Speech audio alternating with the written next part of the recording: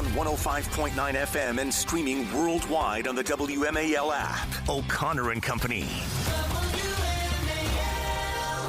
It is 7:07, and we've got such a busy morning. We literally scratched the surface. All right, not literally, but we have scratched the surface on all the topics we're going to get to, and we'll continue with it coming up in 30 minutes with Gordon Chang on the Greenland Summit going on today at the White House.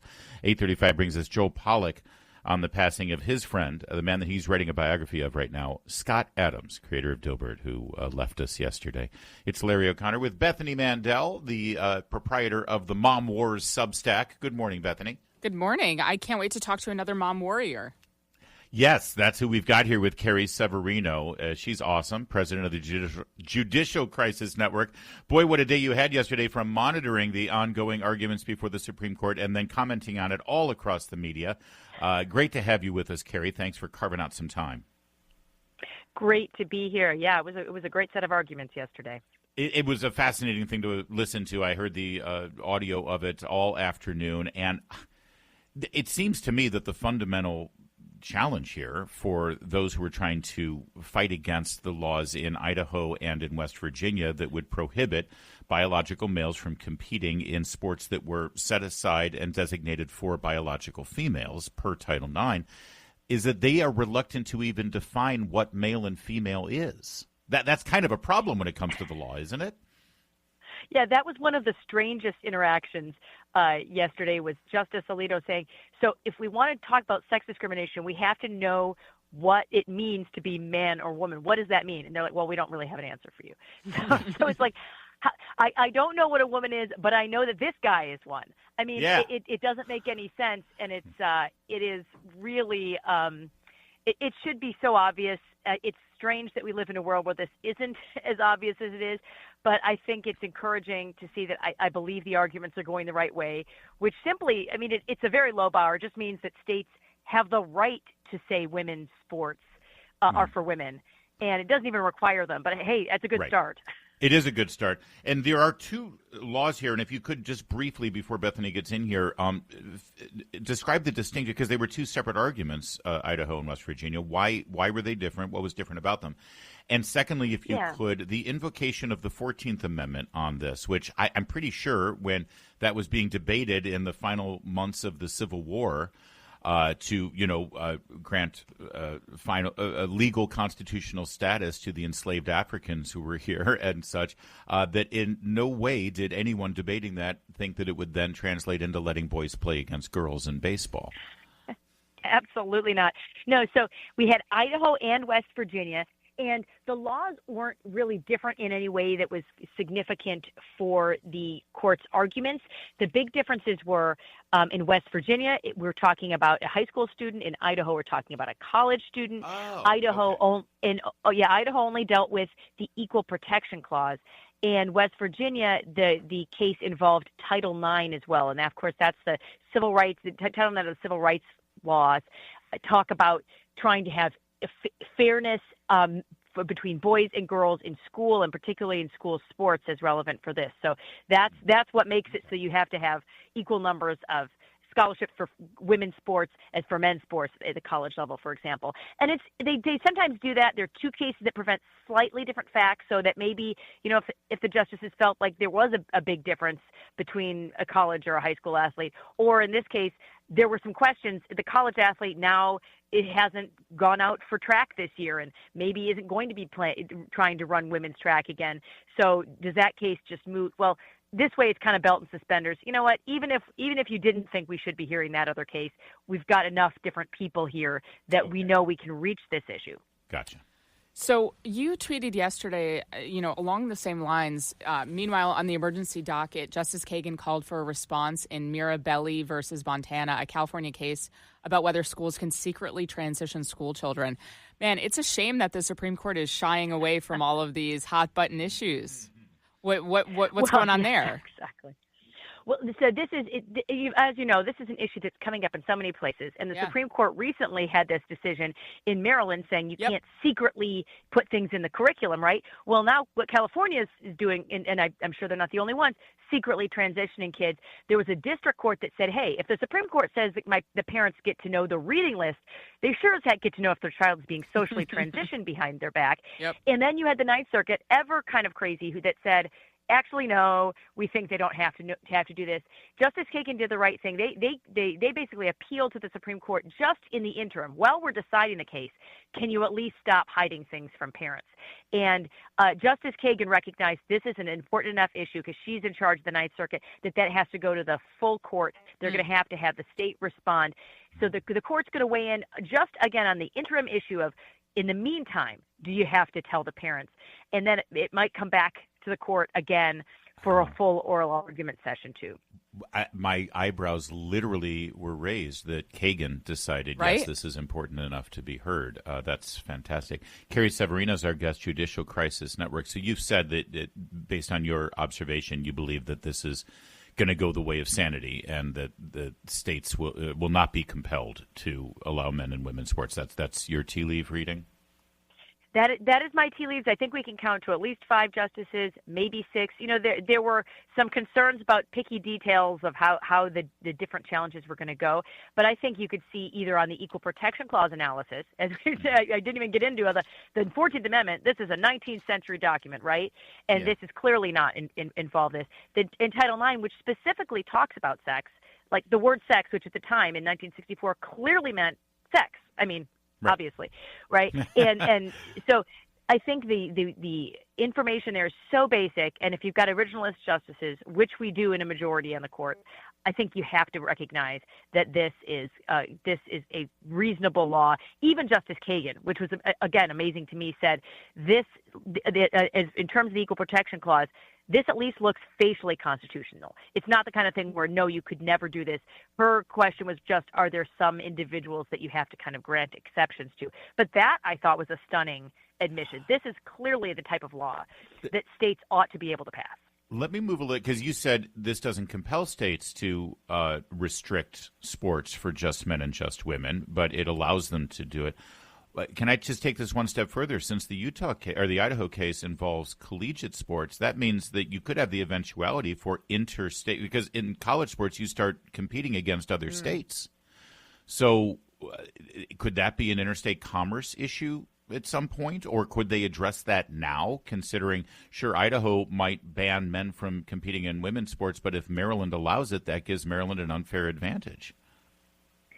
You know, that's an interesting question. I don't know that the arguments yesterday are going to go to that, but that's something that high schools have been dealing with all the time. My kids go to a school intentionally where I know the girls' teams are going to compete against other girls' teams. They have to have their own, leagues to make sure that they actually have fair competition. And I've got a daughter who's an athlete.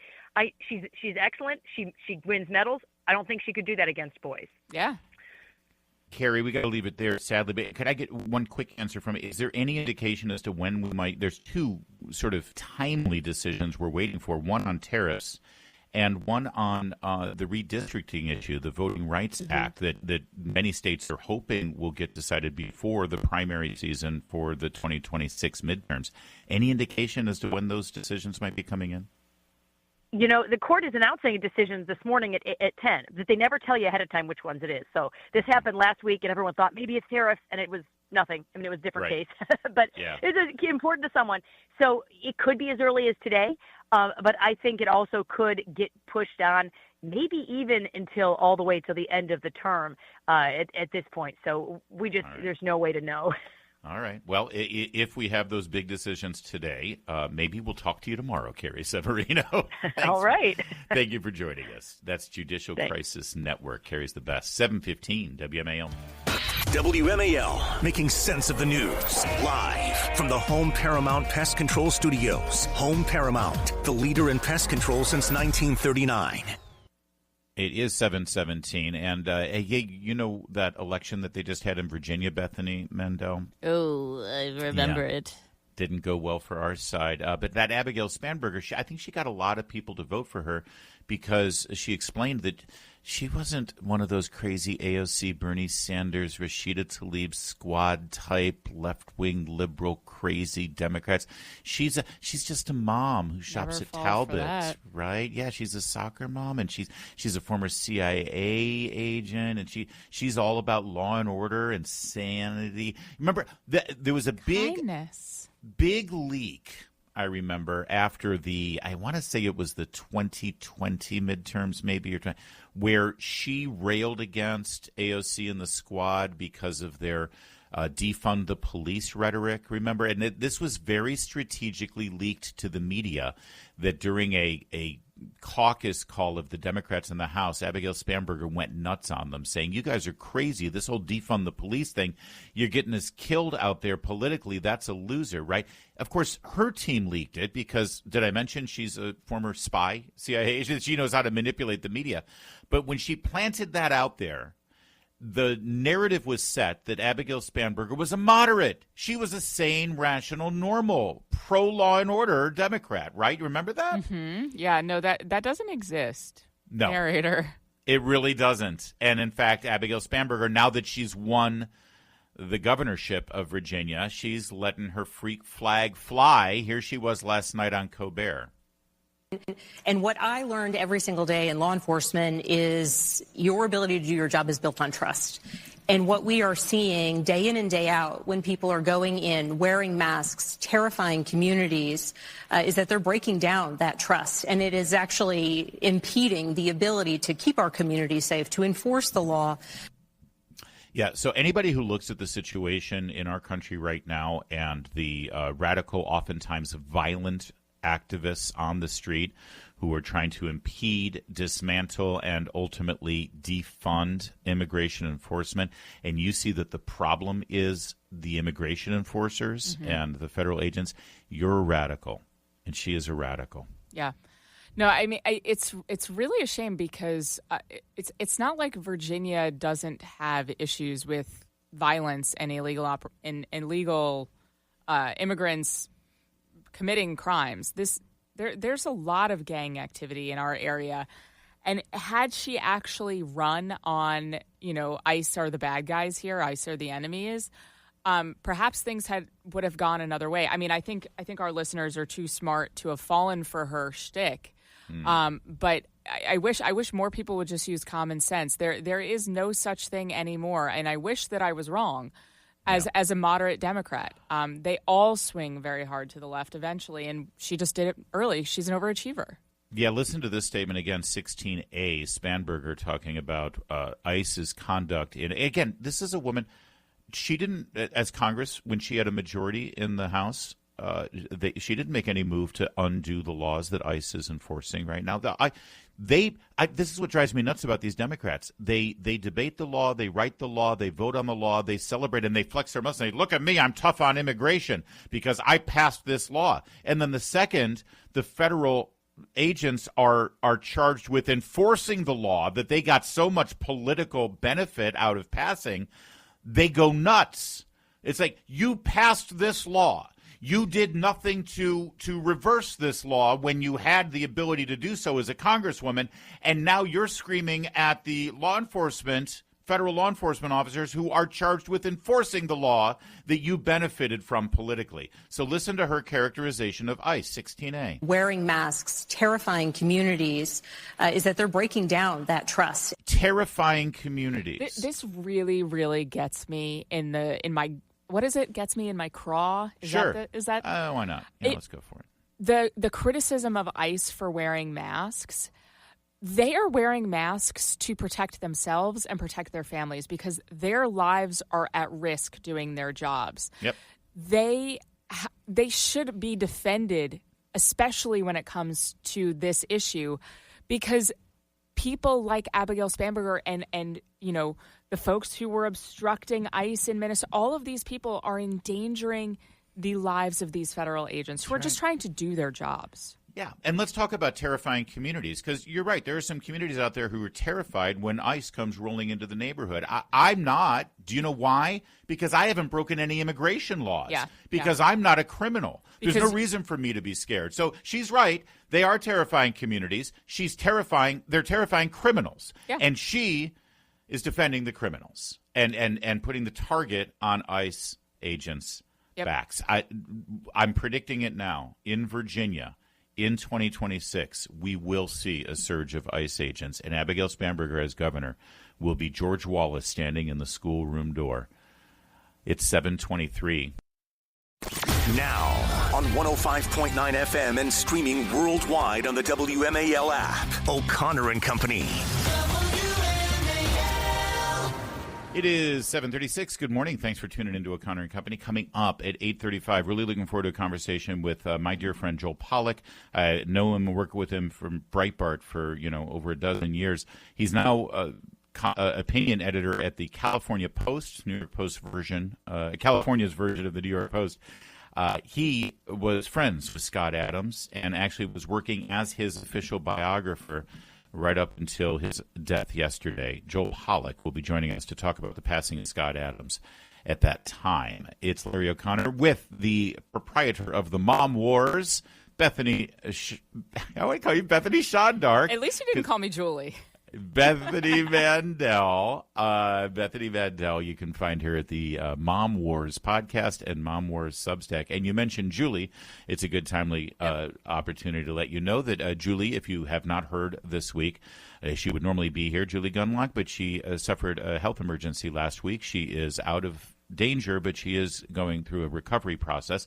If you'd like information and if you'd like to pray for her or maybe even throw $10 to the family, they could use it. Go to givesendgo.com, givesendgo.com/Julie Gunlock, and you'll get all the information there. All right, let's welcome a friend of the program, Gordon Chang, to give us his perspective on what should be a fascinating sort of mini summit today at the White House, hosted by Vice President J.D. Vance, Secretary of State Marco Rubio. They'll be talking to the ambassadors from Denmark and Greenland. Gordon, good morning. Thanks for joining us. Good morning, Larry, and thank you so much. And, of course, your new book is Plan Red, China's Project to Destroy America. And anyone who knows Gordon Chang knows that he is an expert on North Korea and China and foreign policy having to do with the Pacific Rim. So it's like, well, what has Greenland got to do with that? Gordon, Greenland is all about China, really, isn't it? It's all about China and Russia because China and Russia have been cooperating across the board in the Arctic because both of them want to dominate it. And we see this with the joint Russian-Chinese military drills, plus also China's increasing use of what's called the Northern Sea Route, which hugs the northern coast of Russia, in order to cut down drastically the sailing times between Asia and Europe. So also with the receding of the ice cap, there's one other thing, and that is it has become commercially possible to start mining some of the minerals that are believed to be there. So across the board, the Chinese and Russians are working, and we have been caught flat-footed. So excuse my ignorance, but I am under the understanding that we have a base on Greenland. That's true, right? I didn't just make that up? Yeah, an Air Force base. You did not make that up. That Okay. used to be known as the Thule Air Base. Now it is the Pacific Space Force Base, which is at the northern tip of Greenland. But that's all we have. Right. Okay, so that was my question. No U.S. Navy base in the Arctic. None in Alaska.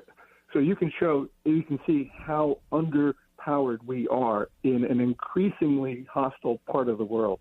So if we had an expanded footprint there, give me a hypothetical of like, if this happens, this would improve our capability. Give me a little bit more. Okay. So, for instance, for the last couple of years, Chinese submarines have been patrolling the Arctic. That makes them a lot closer to the American homeland. And we also know that their oceanographic vessels have been charting the waters there, which helps them hide from us and also helps them in other military ways. Now, we need to have a submarine base up there, or at least we need to have the Navy with an expanded presence to have logistics. Right now, we don't. It is true that Denmark has neglected the defense of Greenland. Denmark's defense minister, said that a year ago. But the Canadians and the Americans have also neglected the defense of the area. So we're all guilty of that sin. Yeah. And it is extraordinary that they admitted that they have neglected the defense of Greenland, because somebody needs to be defending Greenland. And if they continue to say, hey, this is our territory, well, if they're not going to defend it, the United States, I would think, has to, considering it's in our hemisphere here. Here's what's concerning to me, and the president has said this out loud. He said, listen, the fact is, if we don't take greater control of Greenland, China's going to, or Russia's going to. Why doesn't the EU believe that? What more do they need to see? It just seems to me that the EU, instead of resisting this, needs to be a partner in this and try to work together on this. Oh, absolutely, Larry. And NATO is now starting to pay more attention, and individual NATO members are as well. So this has become a matter of great concern. And part of it is because President Trump has used those threats. He's gotten the Europeans out of their slumber. By the way, he did something very similar with NATO as a whole with regard to the commitments to spend up to 5% of their gross domestic product on defense. You know, we've had previous presidents, they plead, they cajole, they threaten, but they never got anywhere. Not until Trump. And the NATO Secretary General, Mark Rutte, actually in December said, look, this is Trump's greatest foreign policy achievement, which is to get the NATO members to commit to that 5% spending requirement. All right, Gordon Chang, stay there. We've got a little bit more about this Greenland discussion that's going on and how it relates to China and the threat of China here in our hemisphere. But also there's other stuff going on. I still want to get your take on China's reaction and how China was impacted with the Maduro operation, and some other things in the news affecting Gordon Chang's wheelhouse. So we're going to stick with Gordon, author of Plan Red, China's Project to Destroy America. Later this morning on The Chris Plante Show, who was the greater poet, Democrat hero Renee Good or Charles Manson? 9 a.m. on WMAL. Continuing with Gordon Chang, author of Plan Red, China's Project to Destroy America. You know, Bethany Mandel, I've put my cards on the table. I'm very selfish about this. I want Greenland because I've already charted out the O'Connor and Company listener cruise. I knew you were going to say that. It begins in the Gulf of America. It stops in Venezuela to tour America's oil fields there, and then it ends at the Trump Luxury Hotel and Resort in Greenland. It doesn't sound scenic. I'm going to tell you right now. That's not. There's a lot of arguments for Greenland. The cruise from Venezuela all the way up there is not it. We'll make a party of it. Gordon Chang, how do you think this is going to end up today? It seems like between Vance and Rubio, they're doing a bit of a good cop, bad cop situation here. We can do this the easy way or the hard way. What do you think happens? I think we end up with expanded cooperation. I don't think we're going to invade Greenland. It's just wrong from every perspective. Plus, it would be deeply unpopular. Only 4% of the American population thinks that we should use military force to take Greenland. But I think it will ultimately end up with much more cooperation among the United States, Canada, and NATO members, especially Denmark. We've got an Arctic problem, and also the other thing that's good about this is that there are more NATO Arctic states than they are Arctic states of our adversaries. Oh, that's so, great. You know, we've got Canada, we've got Norway, Sweden, and the rest of it. So this is a good story for us, ultimately, if we can work with our partners. Yeah, Bethany, unless you have more to say about Greenland, you can. We've got plenty of other topics to I want to move on to South Korea. But I will, yes, me too. I will say, though, obviously we're not going to invade Greenland. We're never going to invade a country that isn't hostile to us. That's Why not? Who isn't a threat. But we are going to work something out on this. All right. Okay, so I have some questions about what's going on in South Korea. Namely, what is going on? What is happening? There's martial law going on. It seems very reality show. Well, it was the former prime minister who had that weird thing where he declared martial law and then for like a day. But now they want to kill him. They want to capital punishment against him. Right? Seems extreme. Yeah, the new president of South Korea, Lee Jae-myung, a leader of the Democratic Party of Korea, is taking South Korea away from democracy and into an authoritarian state. They've been rigging elections throughout this decade. They have been now using the coercive powers of the state to prevent people from criticizing China. but at the same time, they allow vicious criticism of the United States. He hates America. In 2021, he called American troops in his country, which we defend his Korea, he called them occupying forces.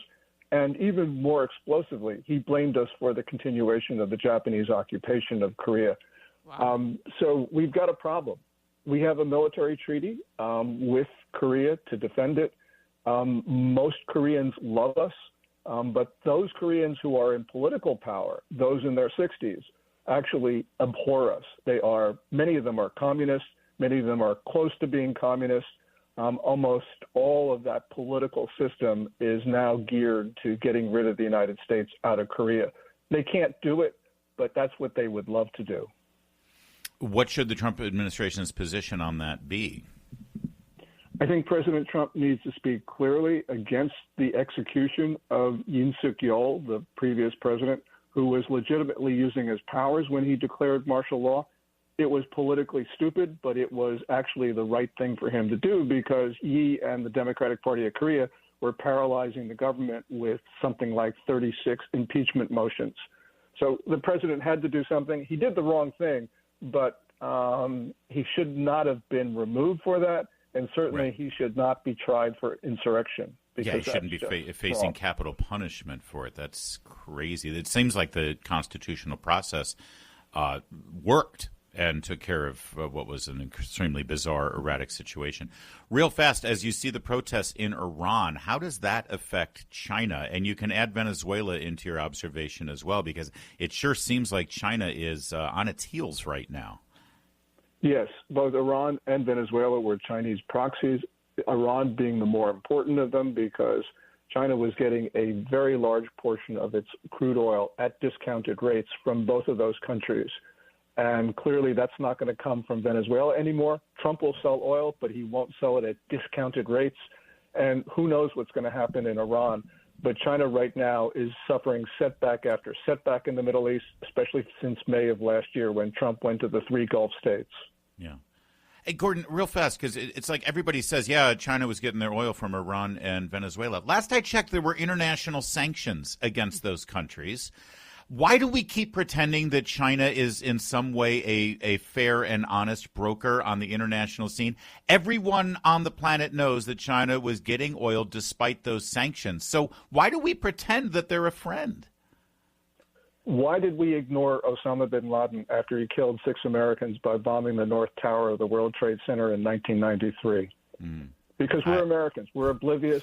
And we are absolutely determined to allow our enemies to kill us. And now it's with China, which is much more powerful than Al-Qaeda ever was. That is a great point. And I will reiterate, by the way, that all of those corporations that make all those cheap things that we all love buying here in America, not only do they deal with that totalitarian regime in Beijing, not only do they exploit what is near slave labor in China, but, oh, yeah, by the way, all the engine of their manufacturing was oil, fueled by the oil that was purchased by our mortal enemies like Iran. So, great job, American corporations. Might want to rethink your manufacturing strategy. It's about time. Gordon Chang, I won't make you subscribe to those comments. That was my opinion, but I appreciate you joining us as always. I subscribe to 100%, and thank you very much, Larry and Bethany. Thank you. It is 7:54.